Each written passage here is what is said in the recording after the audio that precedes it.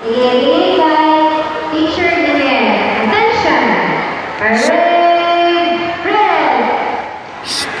Attention! Parade! Attention! Okay, nandito kayo ngayon para lang mag-practice o gawa ng mga gawain na kaya nyo lang gawin, no? Para i-protect ang sarili, tapos na naka-enjoy kayo ngayon. Bago tayo mag-go sa ating activity, simulan natin ang pag-teach ng ating test, no? O sa galing siya, children? Then, mayroon kayong test kasi pag mag-go tayo sa place na labas sa bahay, mag-camping tayo, gamitin natin ang pen. Dito tayo matulog, mag-rest, no?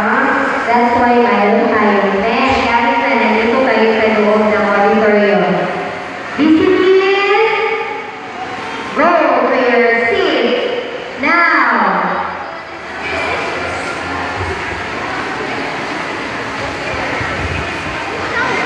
Okay.